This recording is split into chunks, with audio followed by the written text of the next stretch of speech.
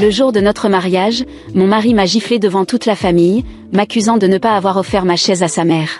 Il m'a exigé de m'excuser auprès d'elle ou de quitter la cérémonie. Sans hésiter, je suis partie, et maintenant, il m'appelle désespérément. Cela devait être le jour le plus heureux de ma vie, le jour dont j'avais rêvé pendant des années. Le jour de mon mariage à Chicago devait être une célébration d'amour et de joie, entourée de famille et d'amis. Au lieu de cela, c'est devenu un cauchemar qui a détruit tout ce en quoi je croyais. La cérémonie était magnifique. La musique jouait doucement, les fleurs étaient parfaitement arrangées et les invités souriaient. J'ai regardé autour de la salle, sentant une vague d'émotion et d'anticipation. Peter et moi avions planifié ce jour pendant des mois et j'avais hâte de commencer notre vie ensemble. Mais à mesure que la soirée avançait, les choses ont pris une tournure inattendue. Tout a commencé lorsque la mère de Peter, Madame Johnson, s'est approchée de moi avec une expression sévère sur le visage. Elle avait une 50aine d'années, avec une aura d'autorité qui éclipsait souvent les autres. « Scarlett, dit-elle avec mépris. J'ai besoin de te parler. » Je l'ai suivie dans un coin plus calme de la salle, espérant que ce ne soit qu'un petit problème, mais le visage de Madame Johnson était rouge de colère. « Tu as été incroyablement irrespectueuse aujourd'hui, a-t-elle déclaré, les yeux plissés. Tu m'as humiliée devant tout le monde. J'étais stupéfaite. Je n'avais fait que rester polie et respectueuse. De quoi parles-tu ? Demandai-je, essayant de garder mon calme. Elle ne m'a pas donné l'occasion d'expliquer. Ne fais pas l'innocente, a-t-elle lancé. Tu crois que tu peux entrer dans cette famille et te comporter comme bon te semble ? Tu es une honte. À ce moment-là, Peter discutait avec des invités. Il s'est approché, regardant sa mère et moi avec une expression indéchiffrable. « Que se passe-t-il ici ?» demanda-t-il, bien que son ton suggérait qu'il savait déjà. « Scarlett a été irrespectueuse, dit Madame Johnson, élevant la voix. Elle a gâché la journée pour tout le monde. » Avant que je puisse me défendre, le visage de Peter s'est tordu de colère. « C'est vrai ?» a-t-il exigé, son regard perçant. « Tu as causé des problèmes, n'est-ce pas ?» J'ai répondu, sentant la douleur de son accusation. « Je n'ai rien fait de mal. Je voulais juste profiter de notre mariage. » Mais les yeux de Peter se sont durcis. « Tu t'es ridiculisé et tu as humilié ma mère, a-t-il dit assez fort pour que les invités proches puissent entendre. C'est inacceptable. » Les mots m'ont blessé, mais rien ne m'a préparé à ce qui est arrivé ensuite. Dans un geste choquant, Peter a levé la main et m'a giflé au visage. Le son de la gifle a résonné dans la salle, et j'ai ressenti une vague d'humiliation m'envahir. Mon visage brûlait, non seulement à cause de la douleur physique, mais aussi de la pure honte d'avoir été frappé devant tout le monde. La salle est restée silencieuse. Les invités se sont échangés des regards mal à l'aise, mais personne n'est intervenu. La mère de Peter observait avec un sourire de satisfaction, comme si elle avait gagné une bataille. « Tu es une grosse femme qui a déshonoré ma mère », a crié Peter, avec une voix pleine de venin. « Je ne peux pas croire que je me sois mariée avec quelqu'un comme toi. » Je suis restée là, abasourdie, les larmes aux yeux. La foule n'était qu'un brouillard de visages choqués. Je voulais courir, me cacher du monde, mais au lieu de cela, je suis restée immobile, incapable de comprendre ce qui venait de se passer. Le comportement de Peter n'était pas seulement choquant, c'était un coup dévastateur.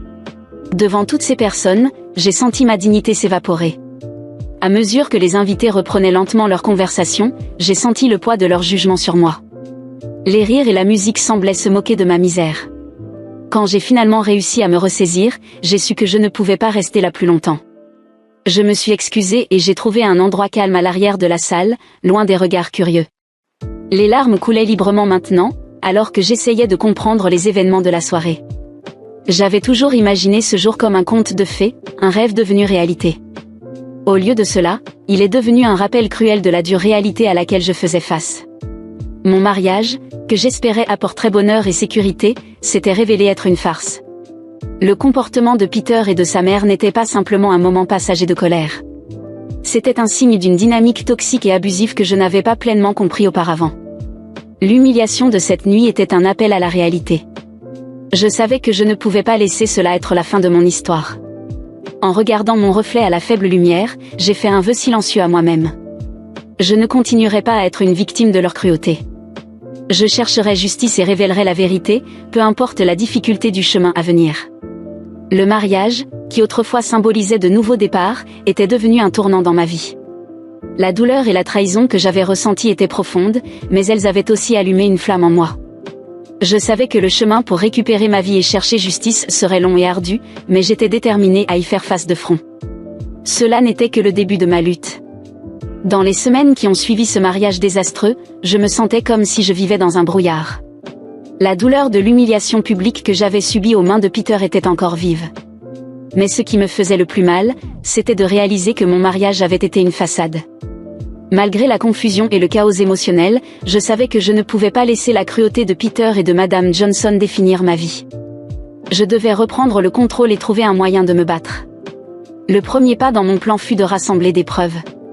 Je savais que pour exposer Peter et sa mère, il me fallait plus que ma simple parole. J'avais besoin de preuves des abus émotionnels et financiers que j'avais endurés. C'est alors que j'ai décidé de contacter Robert, un détective privé connu pour sa discrétion et son efficacité. Je l'ai contacté, après une brève consultation, il a accepté de prendre en charge mon dossier. Le détective était dans la quarantaine. Avec une attitude calme et un esprit affûté, il a écouté attentivement pendant que je lui racontais les événements du mariage et lui décrivais le schéma d'abus que j'avais subi. « Je comprends à quel point cela doit être difficile pour vous, » m'a-t-il dit, « mais si vous êtes prête à travailler avec moi, nous pouvons découvrir toute la vérité. » J'ai hoché la tête, sentant une lueur d'espoir. « Je ferai tout ce qu'il faut, » ai-je dit. « Je veux juste que la vérité éclate. » Avec le détective et à mes côtés, j'ai commencé à enregistrer mes conversations avec Peter et Madame Johnson. C'était inconfortable et stressant, mais je savais que c'était nécessaire. J'ai caché un petit enregistreur dans mon sac, m'assurant de capter chaque conversation que j'avais avec eux.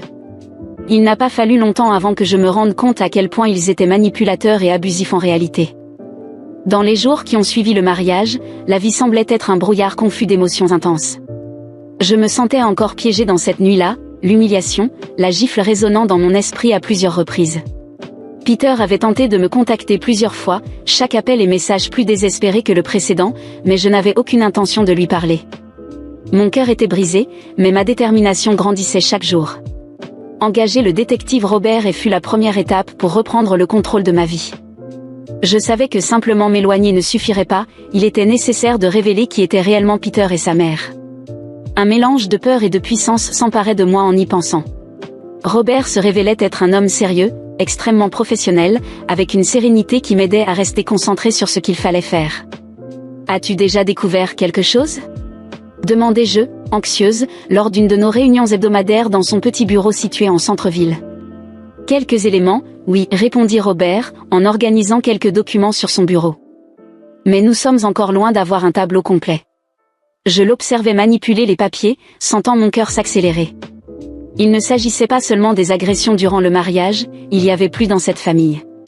Tout au long des mois que Peter et moi avions passés ensemble, je n'avais jamais vraiment compris la relation entre lui et sa mère, mais désormais, tout semblait avoir du sens.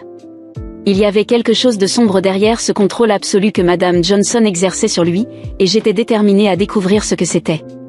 Robert continua, « Les enregistrements que tu as obtenus sont un début prometteur. Surtout les conversations où Peter admet que sa mère avait toujours raison à ton sujet. Cela montre une manipulation claire et constante. Mais est-ce que ça suffira ? » Je pouvais à peine contenir mon anxiété. Pour l'instant, c'est une bonne base, mais j'ai besoin de quelque chose de plus concret. J'enquête sur ses finances, et Robert hésita, me regardant droit dans les yeux. Il se peut qu'il y ait quelque chose là que tu ignores. Je déglutis. Il y avait des moments pendant notre relation où Peter s'était montré étrangement réservé à propos de l'argent. Il insistait toujours pour dire qu'il s'occuperait de tout, que je n'avais pas à m'inquiéter. Maintenant, en y repensant, il semblait qu'il me tenait à l'écart de quelque chose de plus important. « Tu crois qu'il me cachait quelque chose ?» demandai-je, ma voix légèrement vacillante. « C'est possible. » Robert s'arrêta un instant, pensif. Je suis en train de suivre quelques transferts suspects et de grosses sommes d'argent vers des comptes qui n'ont pas de sens, et, eh bien, il y a un lien direct avec Madame Johnson. Sa mère ? demandai-je, incrédule. Oui. Je ne peux pas encore donner de détails, mais il semble qu'ils utilisaient ton nom pour effectuer certaines transactions financières. Il me faudra plus de temps pour reconstituer le puzzle, mais je peux déjà dire que ce n'est pas bon. Le sol sembla se dérober sous mes pieds. J'avais toujours soupçonné qu'il y avait quelque chose qui n'allait pas, mais maintenant, c'était confirmé. Peter et sa mère tramaient quelque chose de bien plus grand que ce que j'imaginais. Et ils m'utilisaient dans le processus. Je savais qu'il y avait quelque chose, mais pas à ce point, murmurai-je presque pour moi-même. Robert se pencha en avant, son expression douce mais sérieuse. Ne t'inquiète pas, nous allons tout dévoiler. Ils ne s'en sortiront pas impunis. Mais j'ai besoin que tu continues à enregistrer toutes les conversations. Chaque échange peut être crucial. J'acquiesçai, mais une sensation d'inquiétude s'empara de moi. Que pouvait-il encore cacher? Et jusqu'à quel point étais-je impliqué, sans le savoir? Ce même soir, après une nouvelle tentative infructueuse de Peter pour me joindre, je décidai de mettre mon plan en marche. J'avais encore les clés de la maison où nous vivions ensemble, et, lors d'une nuit pluvieuse, je retournai sur place avec l'intention de récupérer certaines de mes affaires et peut-être d'obtenir plus d'informations. Je savais qu'il n'y serait pas, puisqu'il vivait maintenant avec sa mère, et l'occasion d'explorer la maison en silence me semblait parfaite. J'entrai dans ce qui, autrefois, symbolisait nos rêves et notre avenir. Chaque coin de cette maison, qui m'avait autrefois apporté tant de joie, me paraissait désormais étranger, presque oppressant. L'obscurité des pièces vides m'enveloppait, mais je me forçais à avancer. Je me dirigeai directement vers le bureau de Peter, où il avait l'habitude d'enfermer ses documents les plus importants. À ma grande surprise, le tiroir qui était toujours fermé à clé s'ouvrit facilement cette fois-ci. À l'intérieur, je trouvai une pile de papiers. Je les feuilletai rapidement, et ce que je vis me coupa le souffle. Il y avait des relevés financiers, des comptes bancaires que je ne connaissais pas, et, pire encore, des documents à mon nom. Des transactions effectuées à mon nom, dont je n'avais aucune idée qu'elles avaient eu lieu. Comme si cela ne suffisait pas, il y avait une lettre, écrite par Madame Johnson et adressée à Peter, où elle disait « Scarlett ne sera jamais digne de toi. Nous faisons cela pour ton bien. Elle ne se rendra jamais compte de ce qui se passe. » Tout mon corps tremblait. Ils avaient tout planifié depuis le début. Ce n'était pas seulement une question de contrôle émotionnel, mais aussi une manipulation financière délibérée. Les mains tremblantes, je pris des photos de tous les documents avec mon téléphone portable et quittai la maison avant que quelqu'un ne puisse me voir. Je savais que c'était la preuve dont Robert avait besoin, mais je savais aussi que ce n'était que le début. La vraie bataille approchait, et j'allais avoir besoin de toutes mes forces pour l'affronter. Le lendemain, quand je remis les preuves à Robert, il me regarda avec gravité. « C'est bien plus profond que ce que nous pensions, Scarlett. » Il fit une pause, respirant profondément. Peter et sa mère pourraient être impliqués dans des fraudes beaucoup plus importantes. Cela va au-delà de toi. Nous parlons de quelque chose d'illégal à plusieurs niveaux. Je me laissai retomber dans ma chaise, ressentant un mélange de peur et de soulagement. Je savais que ce serait une lutte, mais maintenant, j'étais plus prête que jamais. Je suis prête à affronter tout ce qui viendra, Robert. Je ne m'arrêterai pas tant que la vérité ne sera pas révélée. Ce qui avait commencé comme une quête de justice personnelle se transformait en quelque chose de bien plus grand. La vérité sur Peter et sa mère était enfin sur le point d'éclater, et je ne m'arrêterai pas avant que tous deux ne soient tenus responsables. Je savais que le chemin serait difficile, mais je savais aussi que, cette fois, j'avais le contrôle. Cette gifle, le jour de mon mariage, avait été le point de basculement, mais maintenant, à chaque nouvelle découverte, je reprenais enfin le pouvoir. Et rien, ni Peter, ni sa mère, ne seraient capables de m'arrêter. Avec les preuves que j'avais trouvées et celles que Robert avait déjà obtenues, il était clair que nous avions un contrôle total de la situation. Peter et sa mère étaient dans une position vulnérable, et cela nous donnait l'opportunité de renverser la situation en notre faveur. Robert, toujours calculateur et discret, suggéra une approche plus subtile. Nous pouvons tout révéler publiquement et ruiner leur vie, comme tu le souhaitais au départ, commença-t-il, alors que nous examinions les preuves dans son bureau. Mais il existe une autre alternative, quelque chose de plus lucratif. Je le regardais avec curiosité, sans savoir exactement où il voulait en venir. Que suggères-tu ? demandai-je. Du chantage, dit-il, avec le plus grand calme. Ils ont beaucoup à perdre, tant en termes de réputation que financièrement. Au lieu de passer directement par les médias ou les autorités maintenant, nous pouvons les confronter avec ce que nous avons et exiger qu'ils nous remettent tout leur argent légal.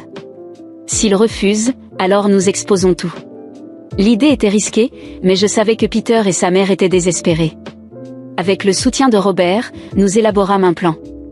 Nous organisâmes une réunion secrète dans un endroit discret, loin de toute attention non désirée. Le jour venu, je fus accompagné de Robert et de son avocat, prêt à faire notre proposition. Peter était tendu, nerveux, tandis que sa mère, Madame Johnson, gardait son habituel sang-froid, mais ses yeux trahissaient son inquiétude. Nous savons tout, commençai je, en ouvrant le dossier contenant les preuves et en le jetant sur la table devant eux. Vos fraudes, vos montages financiers, vos transferts d'argent en utilisant mon nom. Nous pouvons vous détruire tous les deux dès maintenant, mais nous avons une offre. Madame Johnson plissa les yeux, comme si elle tentait d'évaluer jusqu'où nous étions prêts à aller. Que voulez-vous ? Demanda Peter, d'une voix tendue. Robert prit la parole. Tout votre argent légal. Vos propriétés, vos biens. En échange, cela ne sortira jamais au grand jour. Vous transférez tout à notre nom et vous disparaissez. Si vous refusez, nous révélerons tout aux médias et nous nous assurerons que vous fassiez l'objet d'une enquête et d'une arrestation. La tension dans la salle était palpable. Il savait qu'il n'avait que peu d'options. Après un long silence, Madame Johnson finit par céder. Très bien. Vous aurez ce que vous voulez. Mais ne détruisez pas notre réputation. Ainsi, le transfert fut effectué.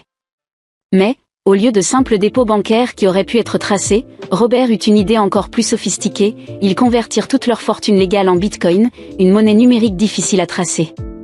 En quelques jours, le processus fut terminé, et toutes les maisons, voitures et fonds de Peter et de sa mère furent transférés à notre nom. Ils disparurent, quittant l'État pour recommencer leur vie ailleurs. Peter et sa mère croyaient que, grâce à cela, le problème était résolu. Mais une semaine plus tard, nous tenions notre promesse. Nous décidâmes de tout révéler quand même. Avec tous les enregistrements et les documents que nous avions rassemblés, Robert et moi envoyâmes les preuves aux médias locaux et aux autorités compétentes. En l'espace de quelques jours, l'histoire du montage frauduleux de Peter et de sa mère faisait les gros titres. La police ouvrit une enquête, et bientôt un mandat d'arrêt fut émis. Peter et sa mère furent arrêtés dans un État voisin, accusés de blanchiment d'argent et de fraude financière. Leur tentative de défense était désespérée. Ils prétendirent que l'argent avait été envoyé à moi et à l'avocat, dans une tentative de nous incriminer et de détourner l'attention. Mais il n'y avait aucune trace des transferts dans les comptes bancaires, car tout était en Bitcoin, hors de leur portée et de celle des autorités. Avec les deux derrière les barreaux, je pus enfin respirer. Le cauchemar était terminé, et justice avait été rendue. Robert reçut sa part de l'argent, une somme plus que juste pour le travail infatigable qu'il avait accompli à mes côtés.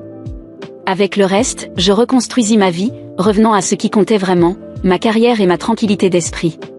Des années plus tard, j'étais devenue une femme complètement différente.